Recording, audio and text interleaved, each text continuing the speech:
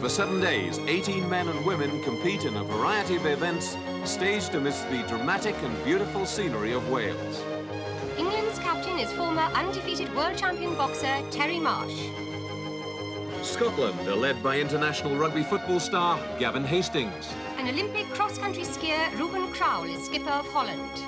Leading France is another Olympic winter sportsman, speed skater Jean-Noël Fagot. Commonwealth Games canoeist and world superstars competitor Alan Bates is Northern Ireland's captain. The leader of Wales is former rugby international outside half Gareth Davies. Introduced by John Taylor And Stella Meyer-Thomas.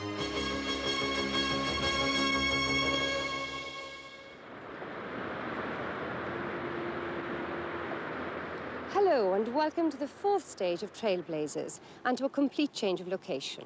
Our trail has brought us to Anislas, here at the mouth of the Dyfi estuary in mid-Wales. So, John, what's in store? Well, Stella, it might be a day of the seaside, but it's certainly not a day of leisure for our competitors. 4 events in this stage of the competition, and the first 3, the teams have got to split their resources. One has to compete in a horse race, one in a cycling race, and the third event is sand yachting. And then they're back together as a threesome for a grueling race through the dunes. At the moment, Holland, with a century of points in the bag already, are looking good for the Triton Showers trophy. But France and Scotland can easily catch them up today with 4 separate events. It's the girls who take to the saddle for the first event, but only Mandy Dubois of England has ever been on a horse before.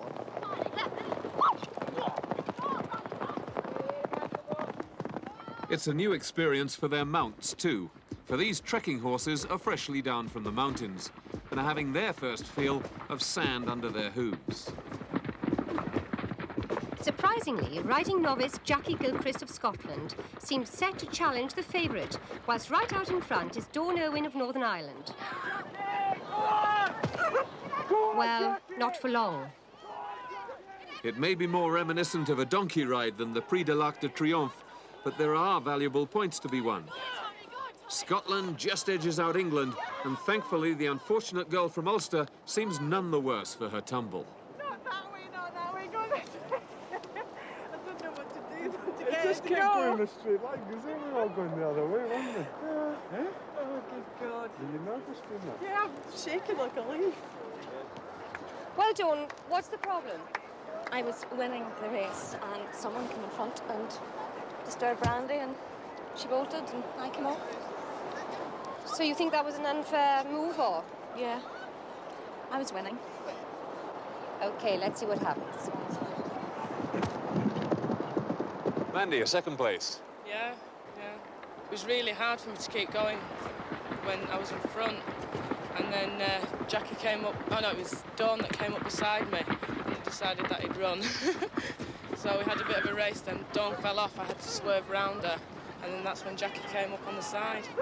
Irma, 4th position, you happy with that? Oh, I'm very happy because my only problem was to sit on the horseback and finish with it. But So the first 3 places overall are still held by Holland, France and Scotland respectively, as they move on to the next items of beach fun.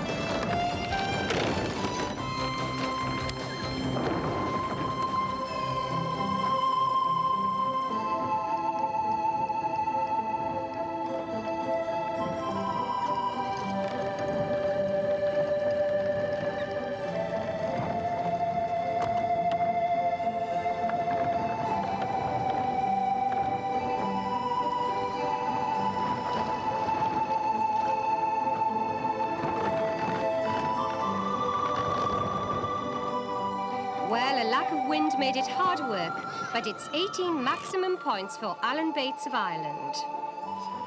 And predictably, France wins the pedal race. A dance of joy for Terry Marsh, who's glad it's over.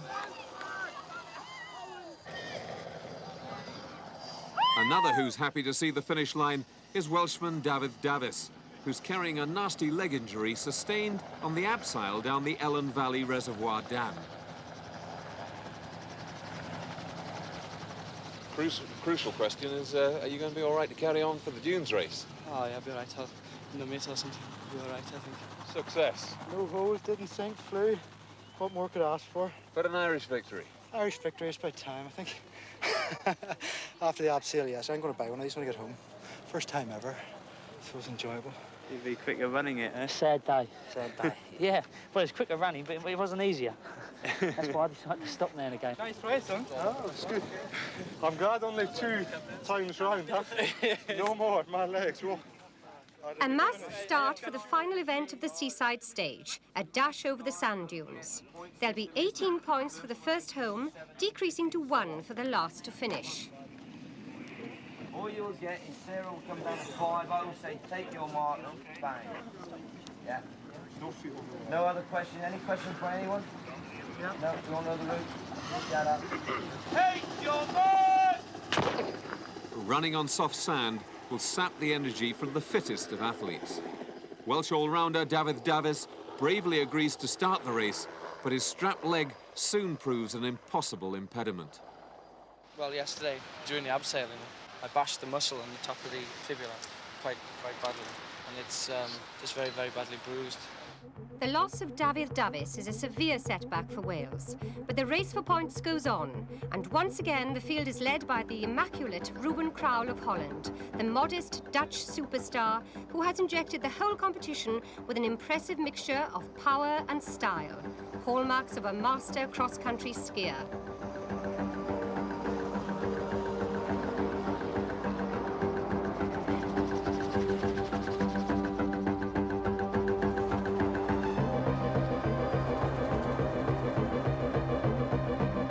Britain's sand dunes are now very carefully protected natural assets. And an event like this can take place only in a specially designated section under the strict supervision of the Nature Conservancy Council.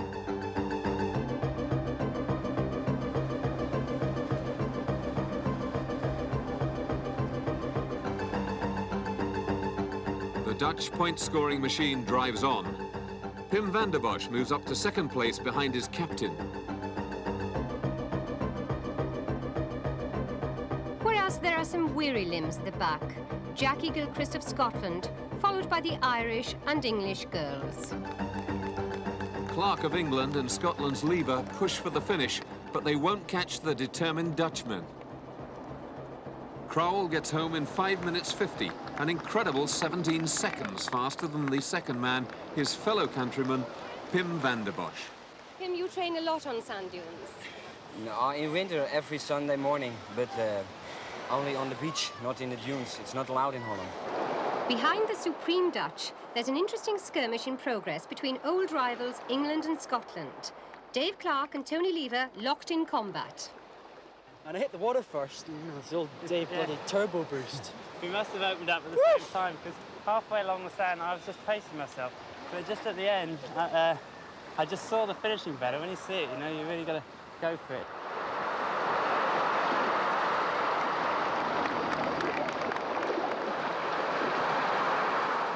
Now, you don't get much chance to practice on sand dunes where you come from. No. Well, we can practice on the snow, but not on the sand. The Dutch team get much points today on this event. I think you're getting worried about the Dutch team and the points they're accumulating. Yes.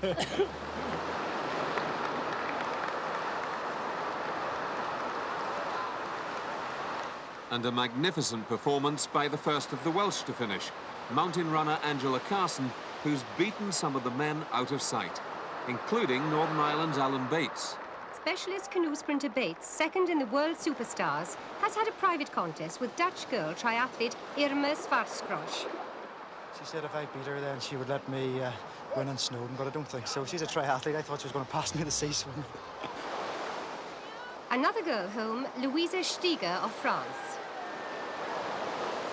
The sheer variety of today's activities has tested some of the specialist sportsmen far beyond their expectations.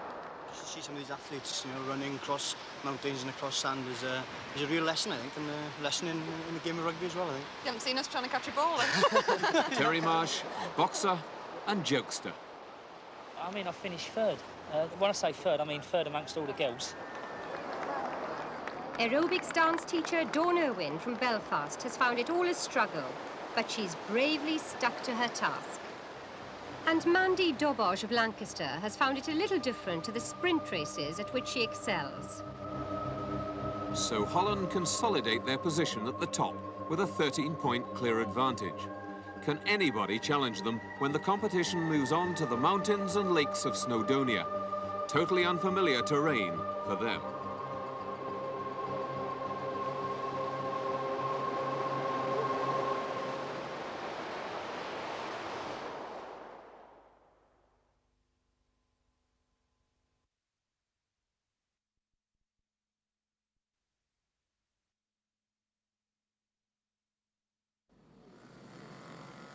The Snowdonia stage begins at Llingeirionydd, but sadly there are 2 casualties. Injuries forced David Davis of Wales and also Dawn Irwin of Northern Ireland to withdraw. Dawn, you must be very disappointed, though, not to complete the competition. Yeah, totally disappointed. But I'm going to hang on to the rest of the end of the week and cheer the guys on. David, disappointment goes without saying, particularly as the best events for you really probably to come. Oh, yes, absolutely. I'm totally disappointed. Fell runner Sean Parry stands in for Wales, and Sian Roberts, though Welsh, comes to Ulster's rescue. 1 substitute only is permitted for each team. The captains who start the next stage are naturally apprehensive. Even Gareth Davis is totally unfamiliar with the techniques of coracle paddling. These ancient Welsh crafts are notoriously capricious. Waiting in kayaks are the other 2 members of each team, who cannot start the second leg until their captains get their coracles across. The obscure local saying, "Master of the coracle, master of life," is no comfort at all to former world boxing champion Terry Marsh of England. Some have a natural aptitude for coracling. Others don't.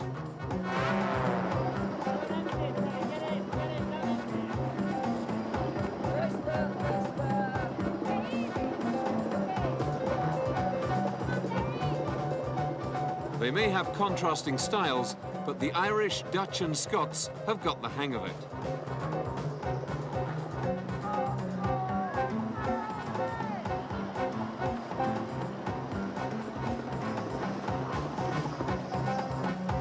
The captains are required to collect the flags of their respective countries as a signal to their compatriots waiting in their kayaks on the other bank.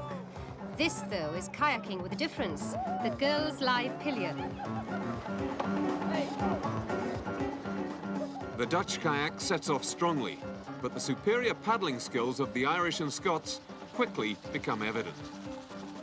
The French tub flounders, and it's left to the Irish and Scots to turn on their power, whilst the Welsh and English captains are lost on the lake.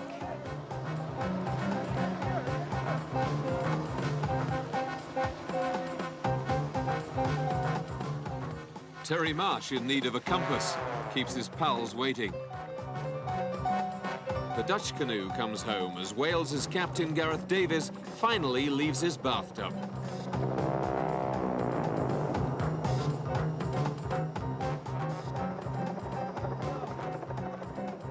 Welsh pair Angela Carson and Sean Parry delighted to get away at last. The French boat is beached, and at last England's Terry Marsh is in touching distance of the far bank.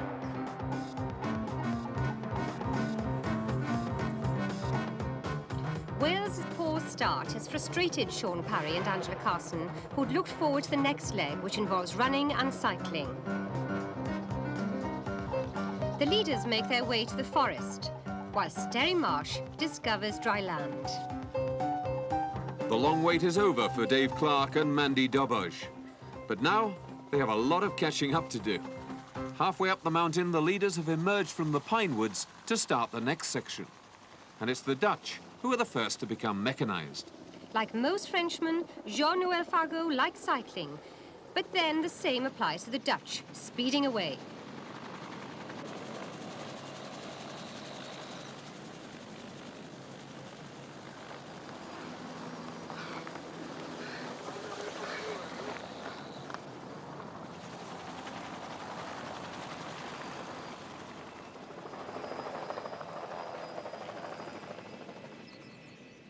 One sure-footed member of each team is deputed to carry the flag to a high rock landmark over ground described by one joker in the pack as snake-infested.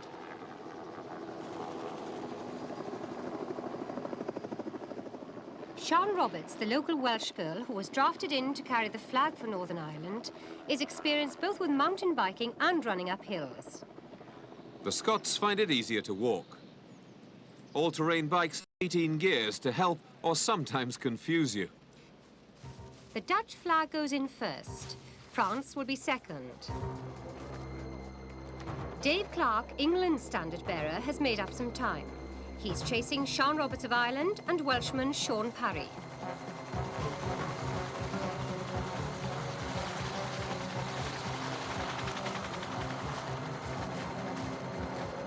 Holland have an impressive lead, but there's still the descent to the lake to be made and some dangerous cycling through the pine forest ahead of them.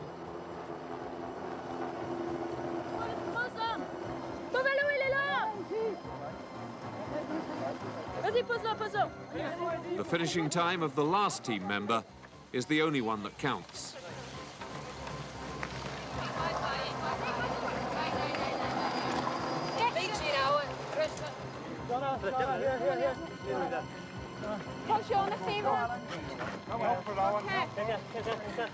As Celtic cousins, Wales and Ireland set off for the home stretch, there's a near collision with England's captain, Terry Marsh.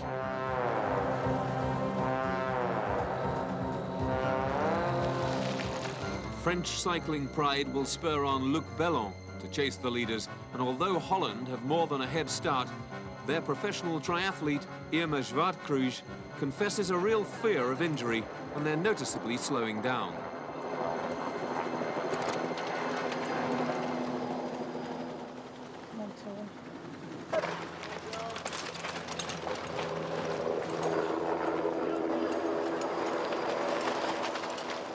The Welsh and Irish captains come a cropper,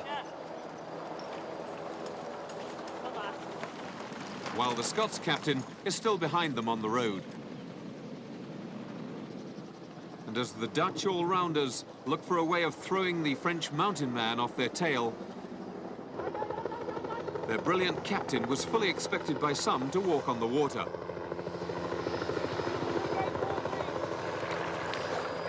But even Ruben Krol is mortal after all. Inspired by Luc Bellon's efforts to take on the Dutch up front, his teammates, Monsieur Fagot and Madame Stiger, drag themselves onwards. After entering the lake, any route can be taken to the finish. The Dutch, perhaps foolishly, take off their footwear for the swim.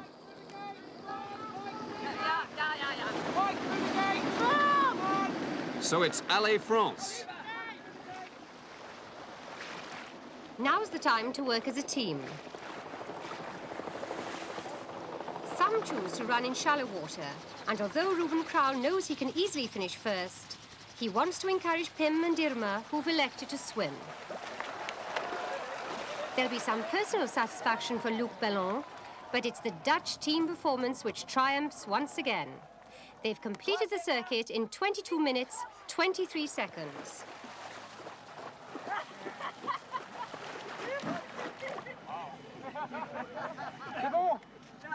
The Wales-Ireland contest goes on. Each team has its full complement on reaching the lake, and only the Welsh captain decides to run for it. Frenchman Fagot is also home and dry, whilst Bellon goes to the aid of Louisa Stiger. Their time is over half a minute down on that of the glorious Dutch.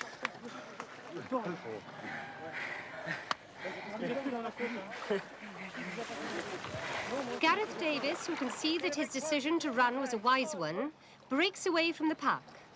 He'll be anxious for his teammates to do likewise. Well done, Gareth. Oh, yeah. It's been a disappointing event for the Scots, who fell back after an excellent start, whilst Ireland beat Wales by a fingertip. Right through the gate, Gavin. Brilliant.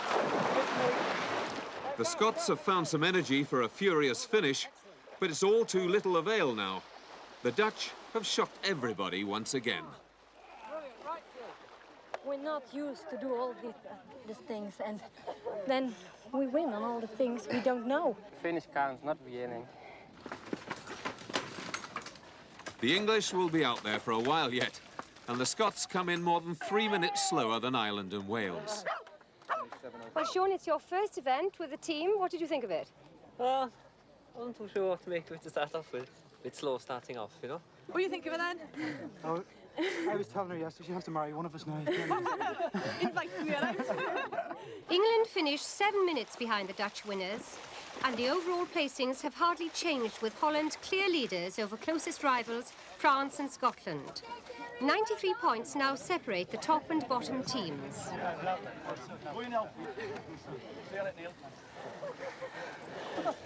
Thanks, John. Lovely day. Wonderful. I'm sure you think coracles are about the best craft you've ever been in. Coracles?